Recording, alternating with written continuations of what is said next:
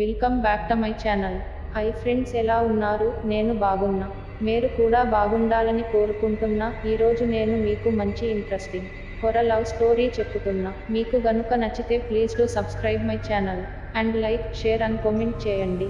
మీరు చేసే ప్రతి లైక్ చాలా విలువైనది. ఇక స్టోరీలోకి వెళ్ళిపోదాం.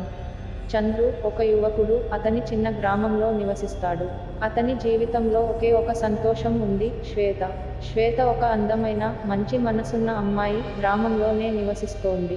ఆమెతో చంద్రుకి ప్రేమ అనేది హృదయానికే పండుగలా అనిపిస్తుంది.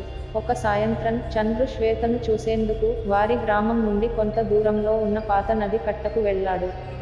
అక్కడికి వెళ్ళినప్పుడు రాత్రి ఆరవచ్చింది. ఆకాశంలో మబ్బులు కమ్ముకొని చీకటి కమ్ముకుంది. చంద్రు నది కట్ట మీద నిలబడి శ్వేత వచ్చే దిశగా చూస్తున్నాడు. కొద్దిసేపటికి శ్వేత రావడం కనిపించింది. ఆమె నవ్వుతూ చంద్రు దగ్గరికి వచ్చింది. చంద్రు ఆమెను చూసి హృదయం పరవశించిపోయింది. ఆమె చేతిని పట్టుకొని తన ప్రేమను వ్యక్తం చేయడానికి ప్రయత్నించాడు. అయితే ఆయన శ్వేత చేతిని పట్టుకున్నప్పుడు అది అత్యంత చల్లగా అనిపించింది. చంద్రు ఒక్కసారిగా ఆశ్చర్యపోయాడు. ఆమె ముఖంలో ఓ విచిత్రమైన వెలుగు కనిపించింది. చంద్రు తన చేతిని వెనక్కి తీసుకుంటూ, శ్వేత, నీకు ఏమైంది అని అడిగాడు. శ్వేత చిరునవ్వుతో చెప్పింది, నాకు ఏమి కాలేదు చంద్ర, నీ ప్రేమే నాకు అండ. కానీ చంద్రుకు శ్వేత మాటల్లో ఏదో ఒక చల్లదనం, నిశ్శబ్దం ఉండటం గుర్తించాడు. అతను ముందుకు వచ్చి తన చేతిని ఆమె చెవిపై ఉంచాడు. శ్వేత ఒక్కసారిగా అదృశ్యమైంది. చంద్రు ఆశ్చర్యపోతూ చుట్టూ చూస్తున్నాడు. నది తీరంలో చంద్రు కూర్చున్న చోట ఒక పాత లేఖ పడి ఉంది.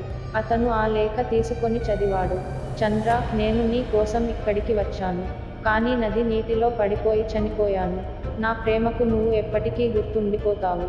నా ఆత్మ ఈ చలిగాలిలో నీ కోసం ఎదురు చూస్తుంది. చంద్రు ఒక్కసారిగా నిర్ఘాంతపోయాడు. అతనికి అర్థమైంది, శ్వేత ఇప్పటికీ అతనిని ప్రేమిస్తున్నదని, కానీ ఆమె ఇకపై ఈ లోకంలో లేదని. చంద్రు చల్లని గాలిని తాకుతూ శ్వేత ప్రేమను స్మరించాడు. ఈ ప్రేమ, ఈ భయం కలగలిపి చంద్రు హృదయాన్ని కలవరపరిచింది. ఆ రాత్రి నుండి చంద్రు ప్రతిరోజు నది తీరానికి వెళ్ళి శ్వేతను గుర్తు చేసుకుంటాడు. చీకట్లో ఆమె ఆత్మను చూసినట్లు అనిపించేటప్పుడు అతని మనసు ప్రేమతోనూ భయంతోనూ తడిసి ముద్దవుతుంది. ఇది ప్రేమకు, భయానికి తేడా లేని కథ. అందులో ప్రేమ మాత్రమే కాదు, మరణం కూడా భాగం.